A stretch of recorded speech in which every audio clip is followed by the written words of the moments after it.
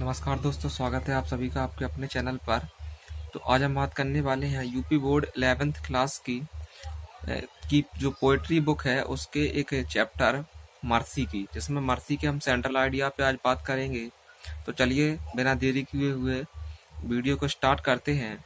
तो लिखा है चैप्टर का नाम मर्सी, इसको विलियम शेक्सपियर ने लिखा है। तो हम सबसे पहले आज इसके सेंट्रल आइडिया के बारे में बात करेंगे। तो लिखा है central idea of the poem, यानी कि कविता का केंद्रीय भाव। ये एग्जाम में पूछा जाता है, तो इसीलिए हम इस पर चर्चा करेंगे आज। This poem has been composed by William Shakespeare. यह कविता विलियम शेक्सपियर के द्वारा लिखी गई है। Who is a great poet and dramatist of English literature, जो अंग्रेजी के एक महान कवि एवं नाटककार हैं। He wrote 154 sonnets and 37 plays.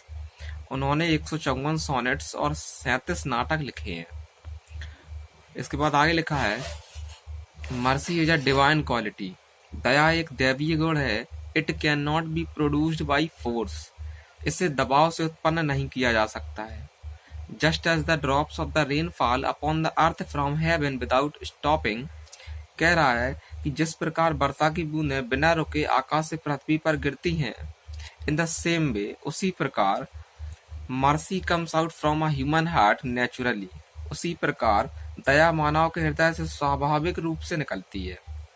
It is double blessing. यह दया दोहरा वरदान है। It benefits both who takes it and who gives it. यह देने वाले और लेने वाले दोनों को लाभ देती है। It is the mightiest weapon of a mightiest person. यह सबसे शक्तिशाली व्यक्ति का सबसे शक्तिशाली हथियार है। माइटेस्ट मीन्स होता है शक्तिशाली, यानी सबसे शक्तिशाली। The royal rod of the king appears before us. राजा का राजदंड सांसारिक शक्ति को प्रदर्शित करता है।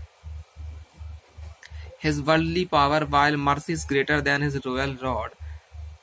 लेकिन दया उसके राजदंड से बढ़कर है। It shows better than the crown of a king who sits on a throne. कह रहा कि यह सिंहासन पर बैठे हुए राजा को उसके मुकुट से भी ज्यादा सुशोभित करती है। When mercy is mixed in the justice, जब न्याय में दया मिल जाती है, the earthly power looks like a God's power, तब राजा की शक्ति सांसारिक शक्ति के समान प्रतीत होने लगती है। तो इस तरह से ये हुआ इसका सेंट्रल आइडिया, यानी कि कविता का केंद्रीय भाव। आगे के वीडियोस में और हम क्लास 11th के सेंट्रल आइडियाज लेके आएंगे, उसकी बुक के सेंट्रल आइडियाज लेके आएंगे।